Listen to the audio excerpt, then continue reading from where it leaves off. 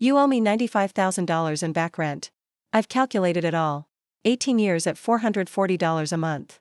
My stepfather said it into my voicemail 2 days after I buried my real father, 2 days after I inherited enough money to finally escape my mother's toxic household, 2 days after Gerald discovered that the stepdaughter he treated like an inconvenience for 20 years was suddenly worth something to him.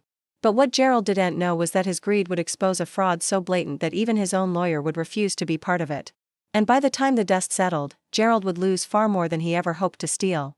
Before I tell you how Gerald's scheme collapsed, let me ask you something. Where are you watching from right now? And when you hear what my stepfather tried to do while I was mourning my father, tell me honestly, have you ever met someone so greedy they couldn't even wait for the funeral flowers to wilt? My name is Simone. I'm 24 years old, and until 6 weeks ago, I thought the worst thing Gerald Hutchins had ever done was marry my mother. Let me take you back to the beginning. My parents divorced when I was 4. I don't remember much about that time, just fragments of my father's face, the sound of his voice reading me bedtime stories, the feeling of safety that disappeared when he moved out. The courts gave my mother primary custody because that's what courts did in the 90s, especially in our small town in rural Ohio. Dad got every other weekend and 2 weeks in summer. Not enough time to be a real parent. Just enough to become a stranger. My mother remarried when I was 6. Gerald Hutchins was a used car salesman with a smile that never reached his eyes and a handshake that lingered too long. He moved into our house, the house my father had bought before I was born, the house Dad had signed over to Mom in the divorce so I'd have stability. From day one, Gerald made it clear that I was a tenant in his domain, not a child in my own home. That's my food in the fridge, he'd say when I reached for a snack. Ask permission. That's my electricity, he'd snap when I left a light on. You think money grows on trees? That's my water bill, he'd complain when my showers lasted longer than 5 minutes. Everything was his. The house my father had bought. The furniture my grandmother had given us. The childhood bedroom I'd slept in since I was born. Gerald treated all of it like I was borrowing space that belonged to him, like my very existence was an expense he was generously tolerating. My mother never defended me. She'd chosen Gerald, and choosing him meant accepting his rules. When I complained about how he treated me, she'd shrug and say I needed to learn to keep the peace. When I cried about feeling unwelcome in my own home, she'd tell me I was being dramatic. When I begged to live with my father full-time, she refused, because child support from Dad was the only consistent income our household had. That's when I realized the truth. I wasn't a daughter to my mother. I was a revenue stream. My father tried. Every other weekend, he'd pick me up and take me to his small apartment, where I had my own room, my own space, my own worth. He'd ask about school, about friends, about my dreams. He'd listen like what I said mattered. He'd apologize for not being there more, even though the distance wasn't his choice. Someday, he'd promise, when you're old enough, things will be different. I'm working on something. Building something. When the time is right, you'll understand. I didn't know what he meant. Not then. Dad was a quiet man who worked as an electrician during the day and took night classes in business. He lived frugally, drove old trucks, and never seemed to have money for anything beyond necessities.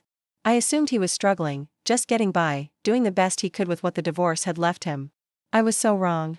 When I turned 18, I moved out of Gerald's house and into a cramped apartment with 2 roommates. I worked my way through community college, then transferred to a state university, funding everything with loans and part-time jobs.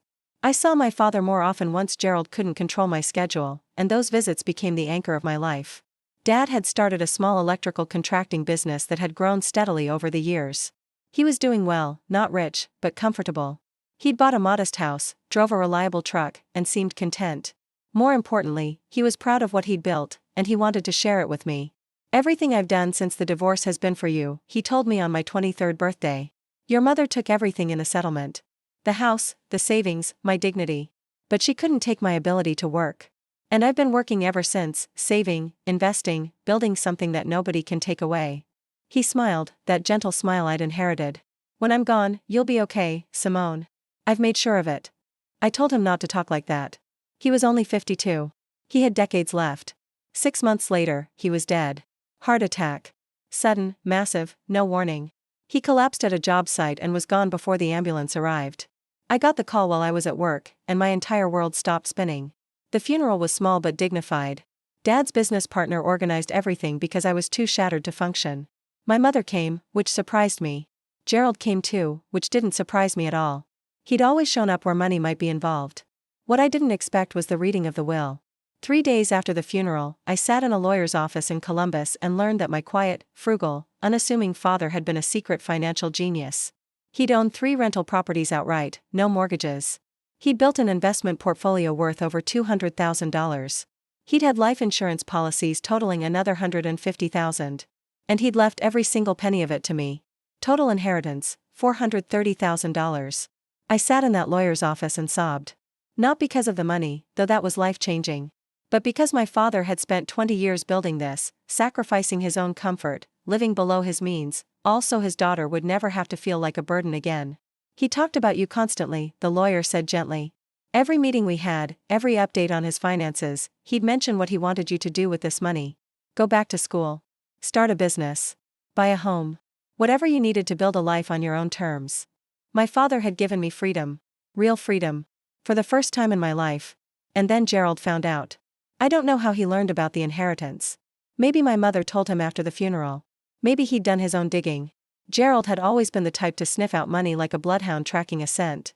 What I do know is that 48 hours after I learned about my father's gift, my phone rang with Gerald's name on the screen. Simone, we need to talk about your financial obligations to this family. I almost laughed. What obligations? You lived in my house for 18 years. You ate my food, used my electricity, occupied my space. I've been keeping track. His voice was smug, confident. I owed back rent. $95,000, calculated at a very reasonable $440 per month. I did laugh then. I couldn't help it. Gerald, that house was bought by my father. It was never yours. And you can't charge a child rent for living in their own home. The house is in your mother's name. Has been since the divorce. And your mother has agreed that you owe us this money. His voice hardened. We can do this the easy way or the hard way, Simone. I'd suggest you write a check before this gets ugly. Go to hell, Gerald.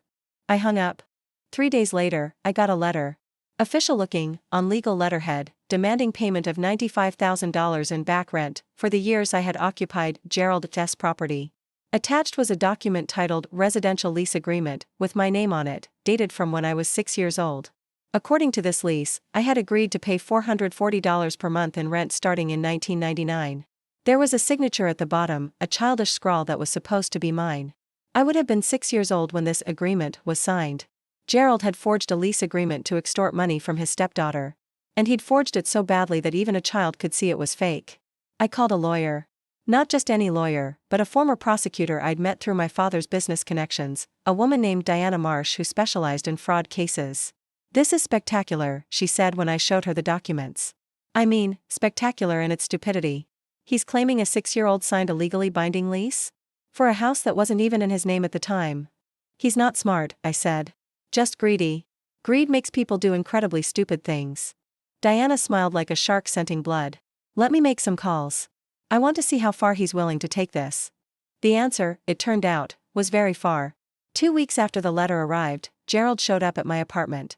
He brought a lawyer with him, a nervous-looking man in a cheap suit who introduced himself as Harvey something or other. Gerald was puffed up with self-importance, clearly believing that showing up with legal representation would intimidate me into paying. I've filed a civil suit, Gerald announced. You have 30 days to pay the $95,000, plus legal fees, or we'll see you in court. I invited them inside. I'd been expecting this. Diana was waiting in my living room. Mr. Hutchins, she said pleasantly. I'm Diana Marsh. I represent Simone. Before we go any further, I'd like your attorney to review some documents I've prepared. She handed Harvey a folder. I watched his face as he read. First confusion, then concern, then something that looked a lot like fear. Gerald, Harvey said slowly, did you tell me this lease was legitimate? Of course it's legitimate. The girl signed it. The girl was 6 years old. Harvey's voice was flat. Minors cannot enter into legally binding contracts. This lease is worthless. The parents signed too. There's no parental signature on this document. Harvey looked at Gerald with dawning horror. And according to Ms. Marsh's research, you weren't even married to Simone's mother until 6 months after this lease was supposedly signed. You had no legal standing to enter into any agreement regarding this child or this property. Gerald's face was turning red. That's just a technicality. It's fraud. Diana stepped forward. You forged a document to extort money from your stepdaughter. That's a felony in Ohio. Multiple felonies, actually. Forgery, attempted extortion, filing a fraudulent civil suit. She smiled pleasantly. Harvey, I assume you weren't aware of any of this when your client retained you? Harvey was already gathering his things. I'm not going to jail for you, Gerald. He headed for the door. Consider our professional relationship terminated. And I'd suggest you get a criminal defense attorney, because you're going to need one. Gerald stood alone in my living room, his face cycling through emotions. Anger. Fear. Desperation. Finally, something that might have been a pathetic attempt at charm. Simone, let's be reasonable. I'm family. I raised you. You treated me like an unwanted tenant for 18 years. You made me feel like a burden in the house my father bought. You told me I was eating your food, using your electricity, wasting your resources. I stepped closer to him. And now, while I'm still mourning my actual father, you tried to steal my inheritance with a forged document. I wasn't trying to steal. You're going to listen now. My voice was ice. Here's what's going to happen. You're going to withdraw your fraudulent lawsuit. You're going to sign a statement admitting that the lease was forged. And you're never going to contact me again. And if I don't? Diana answered for me. Then I file criminal charges. The district attorney's office is very interested in fraud cases, especially ones this well documented. You could be looking at 5 to 10 years. Gerald looked between us, calculating his odds. I could see the moment he realized he had none. Fine, he spat. Keep your money. You always were an ungrateful little. One more word, Diana interrupted, and the deal is off the table. Walk out that door and be grateful you're not walking into a prison cell. Gerald walked out. He signed the statement 3 days later. The lawsuit was withdrawn. And I never heard from him directly again. But that's not the end of the story. Remember how Gerald mentioned selling my childhood home? I'd been so focused on his extortion scheme that I hadn't followed up on that detail. Diana did. It turned out Gerald had been busy during my father's funeral. He'd convinced my mother to sign over her share of the house my father had bought, the house that should have been mine. Then he'd sold it to a developer for $200,000 and pocketed the money. But here's what Gerald didn't know. My father had never fully released his claim to that property. The divorce decree had given my mother the right to live there and raise me there, but the deed had never been properly transferred.